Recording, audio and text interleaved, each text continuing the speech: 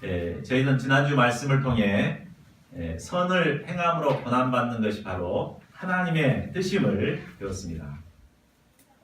또한 세례의 참 의미에 대해서 배웠는데, 세례는 예수 그리스도의 십자가의 은혜로 선한 양심을 갖게 된 성도들이 이제 하나님을 향해 찾아가는 것이라고 배웠습니다. 구원받은 성도들은 이제 하나님께 나가기 위해서 힘써 노력해야 됩니다. 이 일은 고난 없이는 할 수 없는 일입니다. 우리가 새벽 기도를 깨워서 하나님께 나가려고 하더라도 참 단잠을 깨워야 하는 고난이 필요합니다. 그리고 소감 한 편을 쓰고자 해도 쓰기 싫고 다른 일이 막 생각나고 이런 것들을 다 내려놓고 이렇게 해야 되니까 고난 없이는 할 수 없는 일입니다. 그러면 고난받기 싫어하는 죄악된 본성을 가진 우리가 어떻게 고난을 감당하는 삶을 살 수 있을까요? 또한 우리 성도들이 감당해야 할 고난은 구체적으로 어떤 것들일까요? 본문 말씀을 통해 이를 배우고 마지막이 가까운 이때에 기쁨으로 고난을 감당하는 저희 모두가 될 수 있기를 기도합니다. 사도 베드로는 먼저 선한 양심을 갖게 된 신자들의 마음 자세가 어떠해야 하는가를 가르치고 있습니다. 우리 1절을 같이 읽어보겠습니다. 시작. 그리스도께서 이미 육체의 고난을 받으셨으니 너희도 같은 마음으로 갑옷을 삼아라. 이는 육체의 고난을 받은 자는 죄를 그쳤으니. 베드로는 먼저 우리의 마음이 육체의 고난을 받으신 예수님과 같은 마음을 가지라고 권면합니다. 예수님께서 육체의 몸으로 고난을 받으실 때 그 마음이 어떠했습니까? 우리 마가복음 14장 34절에서 36절을 보면 이때 예수님께서 마음이 제자들에게 내 마음이 심히 고민하여 죽게 될 지경에 이르렀다. 이렇게 말씀하셨습니다. 그래서 겟세마네 동산에서 기도하실 때 아빠 아버지여 아버지께는 모든 것이 가능하오니 이 잔을 내게서 옮기시옵소서라고 기도하셨습니다. 그러니까 예수님도 연약한 육신의 몸을 입고 있으셨기 때문에 고난받고 싶지가 않으셨습니다. 그런데 거기에 머물러 있지 않으시고 한 걸음 더 나아가서 그러나 나의 원대로 마시옵고 아버지의 원대로 하옵소서라고 기도 투쟁을 하셨습니다. 땀방울이 핏방울이 되기까지 간절히 기도하셨습니다. 예수님께서는 고난받기 싫은 연약한 육신의 마음을 이런 간절한 기도를 통해 부인하고 고난의 십자가를 지고자 하는 분명한 마음 자세를 가지셨습니다. 이처럼 우리 신자들도 고난받기 싫어하는 마음을 부인하고 고난을 감당하고자 하는 분명한 결단의 마음을 가져야 한다는 것입니다. 이런 마음은 마치 전쟁터의 갑옷과도 같은 것입니다. 갑옷이라는 말을 한 것 보면은 우리의 싸움은 치열한 영적 싸움인 것을 볼 수가 있습니다. 신앙생활은 한마디로 끊임없이 사탄의 세력과 싸우는 영적 전투와도 같습니다. 사탄 마귀는 우리를 문 앞에서 다 웅크리며 살펴봅니다. 그래서 빈틈만 보였다면 우는 사자처럼 달려들어 우리를 넘어뜨리고자 합니다. 그래서 고난 없이 편하게 신앙생활하고자 하는 마음을 심고 또 음란과 정욕의 마음을 심고 시기심과 미움의 독화살을 무차별적으로 쏘아댑니다. 이런 영적인 전쟁터에서 마음의 준비가 되어 있지 못하면 어떻게 됩니까? 여지없이 사탄의 쏘는 독화살에 쏘여 영적인 깊은 상처를 받고 이제 중상을 받게 됩니다. 그래서 들어 누워버리죠. 그러나 예수님처럼 십자가를 지고자 하는 분명한 마음으로 무장되어 있을 때 그 마음이 갑옷 같아서 여러 모양으로 역사하는 사탄의 공격을 막아낼 수가 있습니다. 또한 이런 마음 자세로 실제 삶에서 고난을 받는 자들은 죄의 유혹에서 벗어나 죄가 그치고 또 죄로부터 자유한 삶을 살게 되는 것입니다. 자, 그러면 예수님을 영접한 우리 신자들이 꼭 이렇게 살아야만 하는 이유가 무엇입니까? 2절, 3절을 보십시오. 예수님을 영접하기 전 우리는 음란과 정욕과 술 취함과 방탕과 향락을 추구하며 살았습니다. 무법한 우상 숭배를 하며 하나님의 뜻보다는 이방인의 뜻을 따라 행했습니다. 결국 이런 삶으로 인해 우리는 하나님의 심판을 받아 영원한 지옥의 형벌을 받아야 할 자들이었습니다. 그러나 예수님께서는 우리를 대신해서 십자가의 형벌을 받으심으로 우리를 구원해 주셨습니다. 우리는 예수님의 십자가의 은혜로 말미암아 영원한 생명을 얻은 자들입니다. 이런 놀라운 은혜를 받은 우리가 또다시 육신의 정욕을 따라 살 수는 없는 것입니다.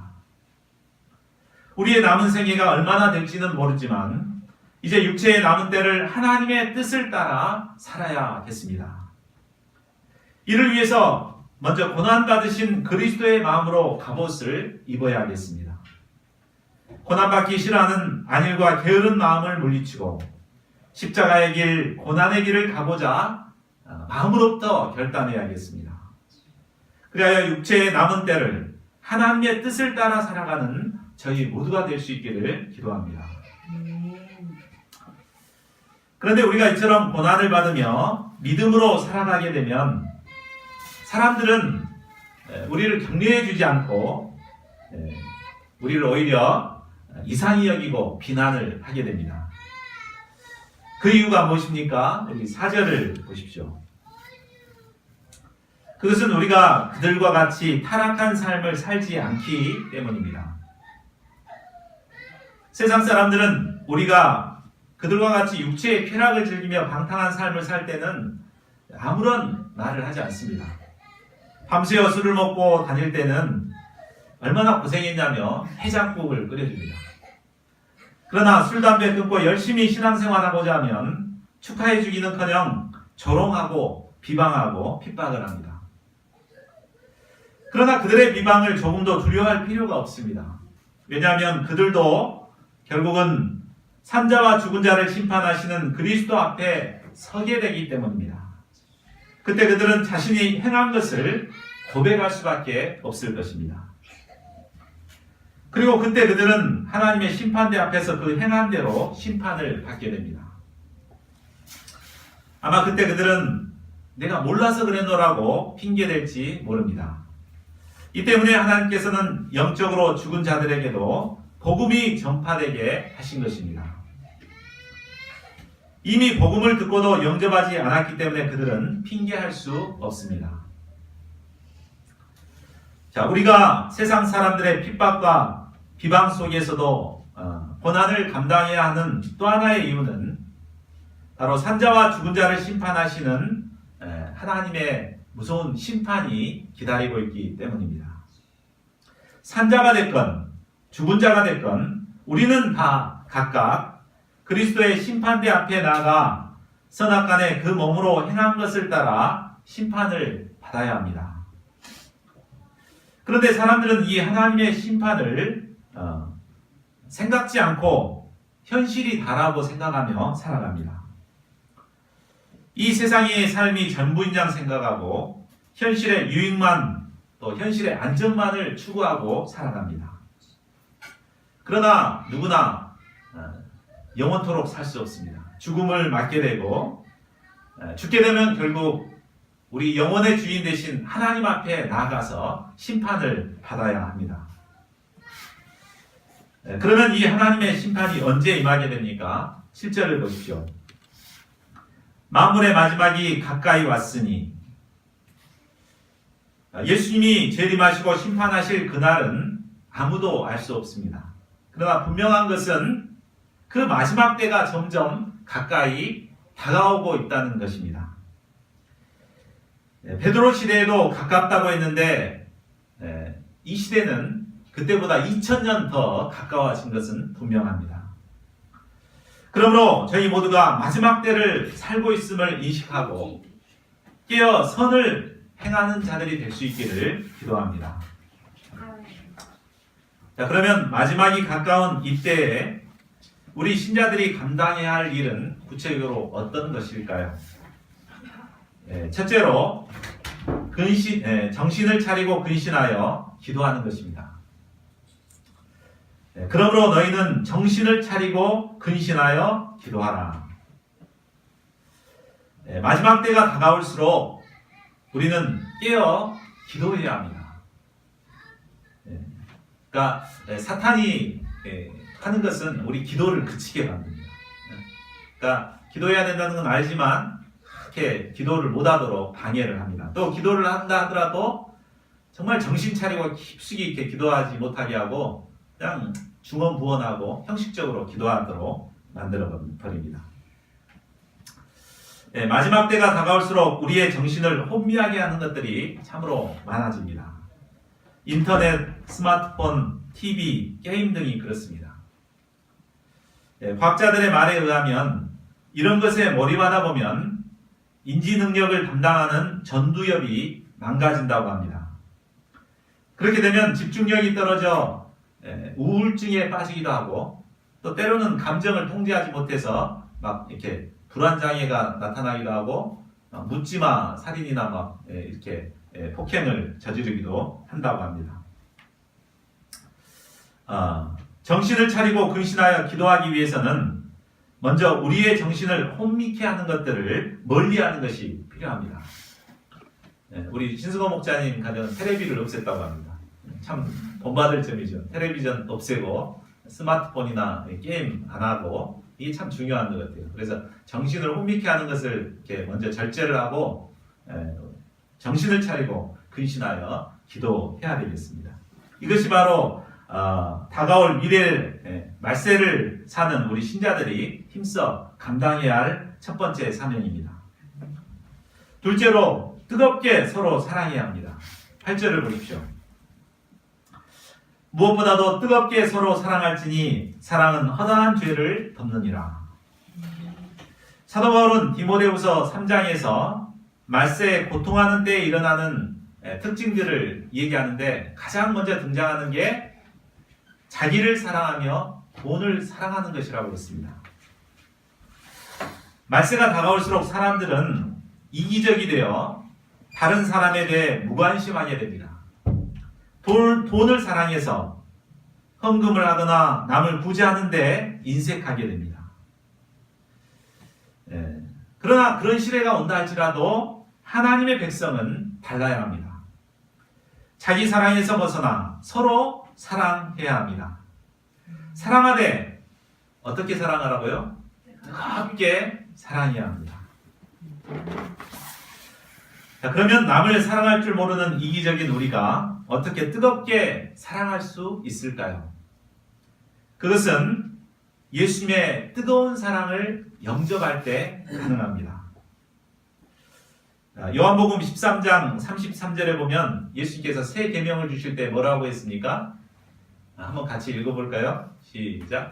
새 계명을 너희에게 주노니 서로 사랑하라. 내가 너희를 사랑한 것 같이 너희도 서로 사랑하라. 그러니까 우리는 본성적으로 사랑을 못하는 자들인데 예수님의 사랑을 받았기 때문에 예수님이 사랑한 것 같이 사랑하라 이렇게 말씀하신 것입니다.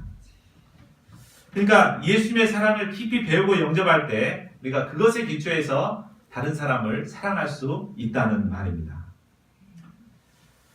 이기적이고 자기만 사랑하는 이런 저희들이 예수님의 사랑을 깊이 영접하고 배우게 될 때 이제 사랑의 사람으로 빚어지게 됩니다. 그래서 나는 할 수 없지만 예수님의 사랑으로 어떤 사람도 품고 사랑할 수 있게 됩니다. 사랑은 허다한 죄를 덮습니다. 우리가 사랑하게 되면 그 사람의 약점과 허물까지도 다 감싸 안게 됩니다. 그렇죠? 우리 부모는 자녀를 사랑하기 때문에 자녀가 똥 싸고 짐 싸고 온갖 이렇게 이렇게 안 좋은 짓을 해도 남들은 더러워서 못 치지만 부모는 사랑하니까 그래서 다 이렇게 감당해 줍니다.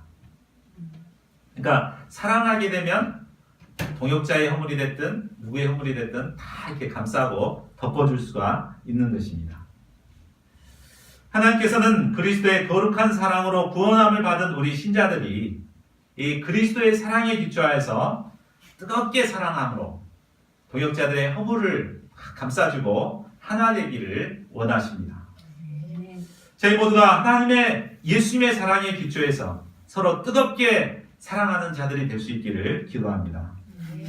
셋째로 원망 없이 서로 대접해야 합니다.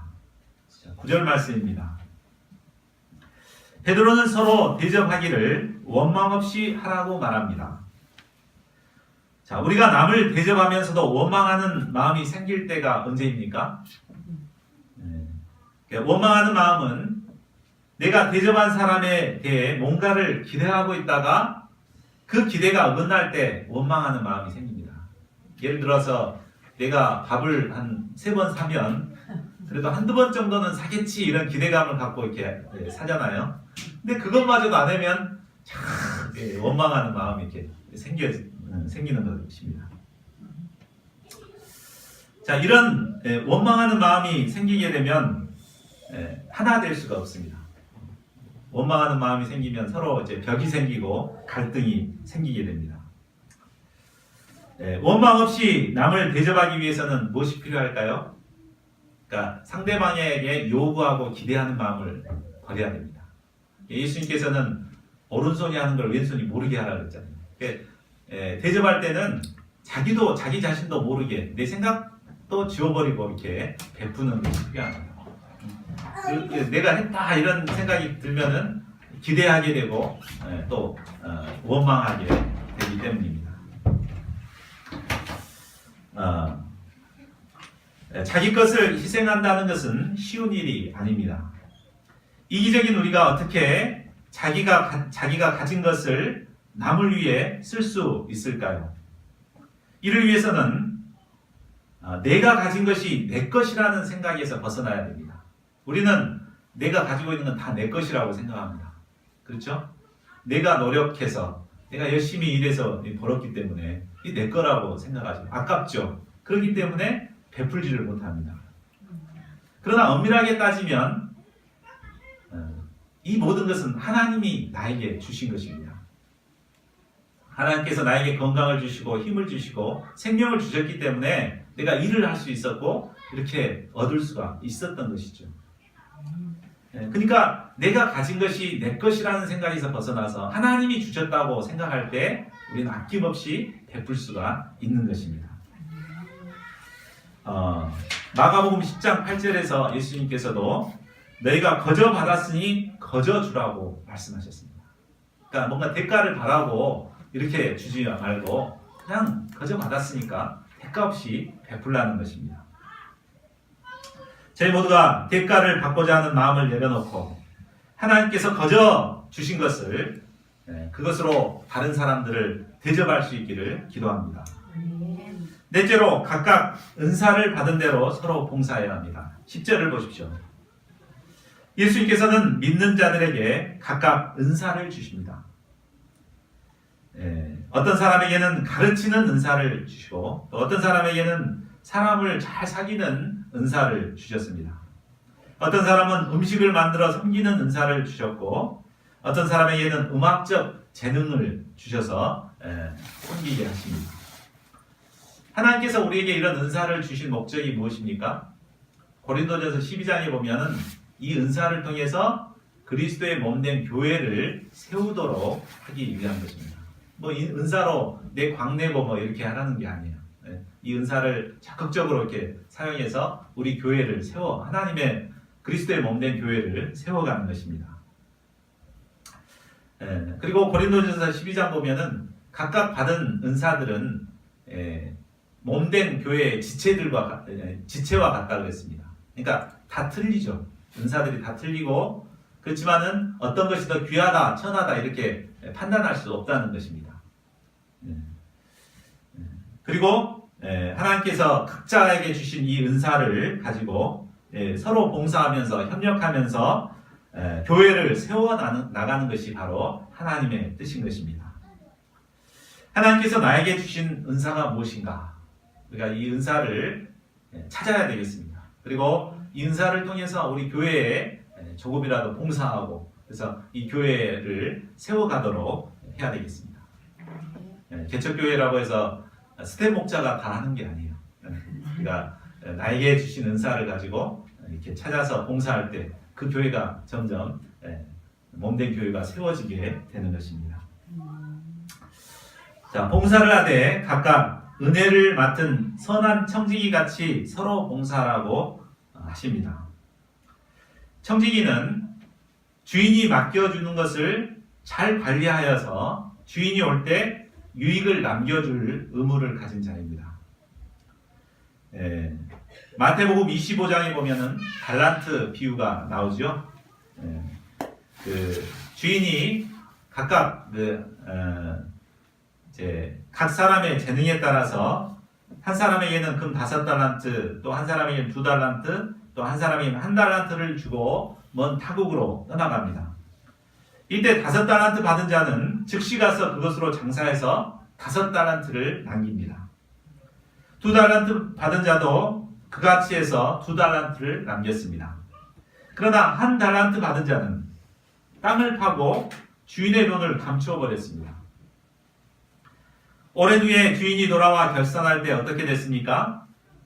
5달란트와 2달란트로 이익을 남긴 청지기에게는 잘하였도다 착하고 충성된 종아, 내가 적은 일에 충성하였음에 내가 많은 것을 내게 맡기리니 내 주인의 즐거움에 참여할지어다 라고 칭찬해 주셨습니다.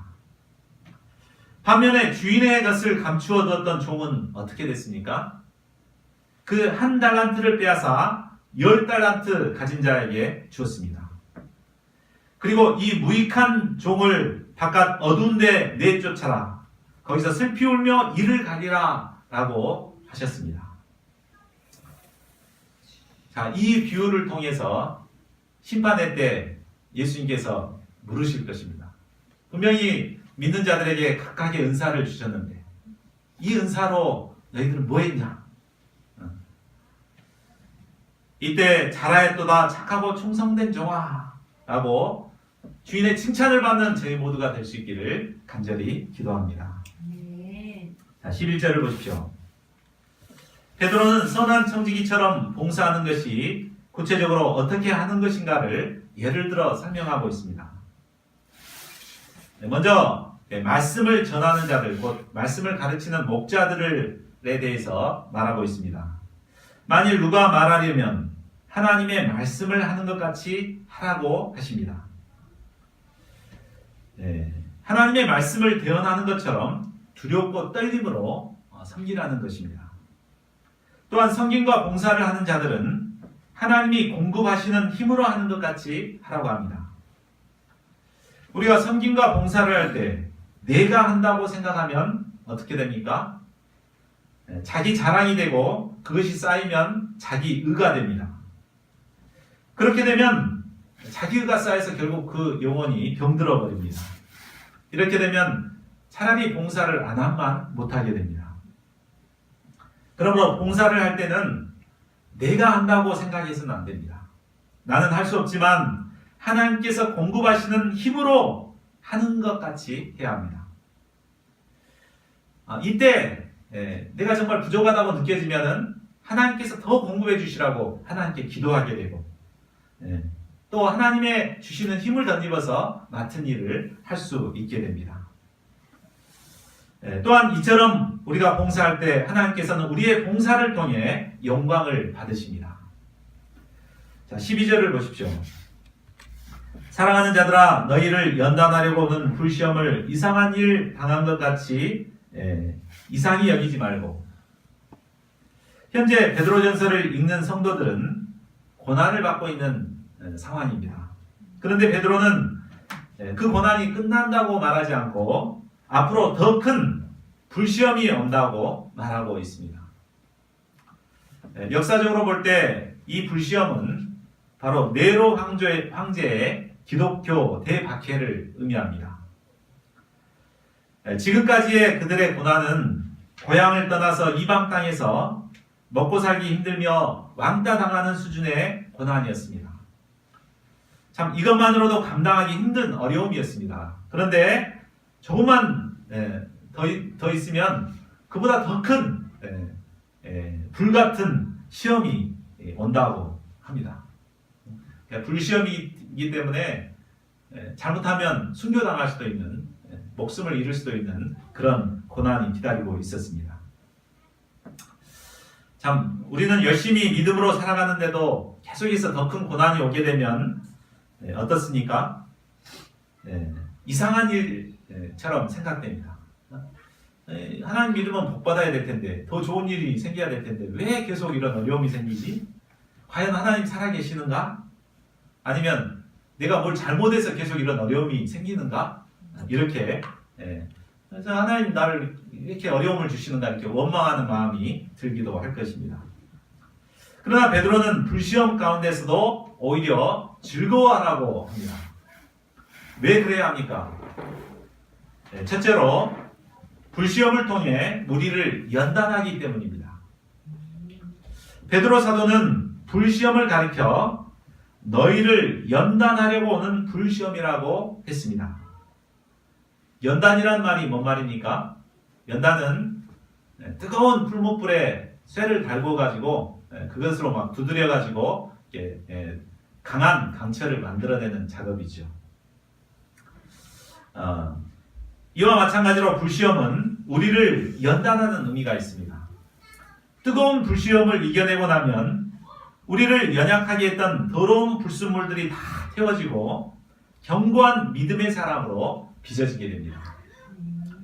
그러므로 우리는 불시험이 올 때 하나님께서 나의 믿음을 연단하시구나 이렇게 생각하고 오히려 기뻐해야겠습니다. 둘째로 우리에게 주어지는 불시험은 그리스도의 고난에 참여하는 것이기 때문입니다. 13절을 보십시오. 사도 베드로는 우리 신자들이 당하는 불시험이 바로 그리스도의 고난에 참여하는 것이라고 했습니다. 사도행전 5장을 보면 베드로와 사도들은 성전에서 백성들을 가르치다가 긴급 체포되어 공회에서 무서운 채찍의 형벌을 당하게 됩니다. 당시 채찍형은 맞다가 죽을 수도 있는 아주 무서운 형벌이었습니다. 이런 형벌을 받았을 때 사도의 반응이 어떠했습니까? 우리 사도행전 5장 41절을 보십시오. 채찍에 맞은 사도들은 오히려 그 이름을 위하여 능욕받은 일에 합당한 자로 여김을 기뻐하면서 공의 앞을 떠났습니다. 사도 바울도 골로새서 1장 24절에서 이렇게 말했습니다. 나는 이제 너희를 위하여 받는 괴로움을 기뻐하고 그리스도의 남은 고난을 그의 몸된 교회를 위하여 내 육체에 채우노라. 그렇습니다. 우리가 복음을 위하여 또한 그리스도의 몸된 교회를 위하여 받는 모든 고난은 바로 그리스도의 고난에 참여하는 것입니다. 우리는 이런 고난을 받게 될 때 오히려 기뻐하며 더 적극적으로 고난을 감당하는 자들이 되어야겠습니다. 셋째로 우리가 불시험 속에서도 기뻐해야 할 가장 큰 이유는 장차 영광의 주님 앞에서 기뻐하게 되기 때문입니다. 13절 하반절을 보십시오. 여기서 그의 영광을 나타내실 때라는 말은 궁극적으로 예수님의 재림의 때를 의미합니다. 그런데 우리에게 있어서는 물론 그때가 될 수도 있지만 죽어서 심판하실 예수님 앞에 예수님의 영광의 보좌 앞에 나갔을 때를 의미합니다.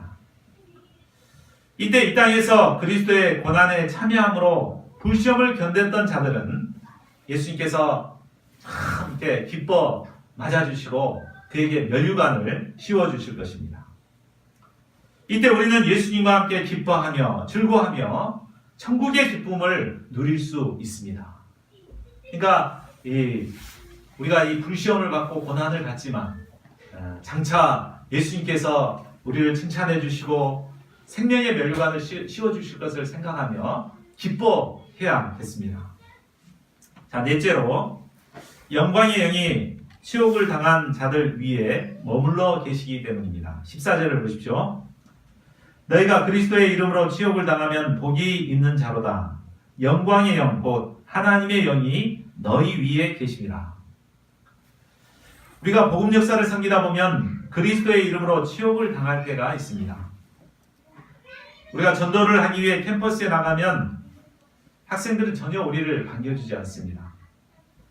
말 한번 붙여보려고 하면 무시를 하고 심지어는 조롱하는 학생들도 있습니다.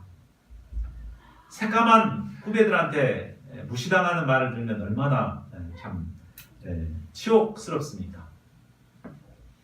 그러나 베드로는 이런 자들 위에 영광의 영, 곧 하나님의 영이 머물러 계신다고 합니다.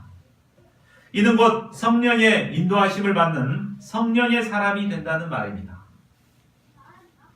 죄악된 세상에서 성령의 인도하심을 받아 세상과 구별된 삶을 살아간다는 것은 진정 복된 삶입니다.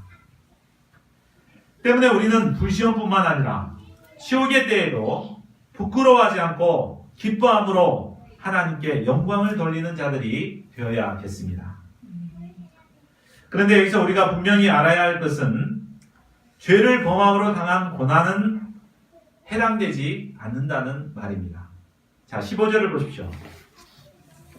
신앙인이라고 하더라도 얼마든지 부정한 죄로 인해 고난을 받을 수 있습니다. 전에 최순실 국정농단 청문회를 보니까 국정농단에 협조했던 사람들 중에는 기독교인들이 의외로 많았습니다. 그들은 부정과 타협하고 거짓말을 하였기 때문에 그것에 합당한 고난을 받게 될 것입니다.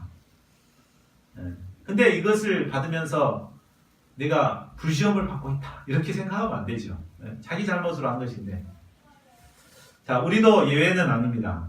우리는 뭐 도둑질을 하거나 악행을 하지는 않지만 여기 말씀해 보면 필요 이상으로 남의 일에 간섭하다가 고난을 당할 수도 있습니다.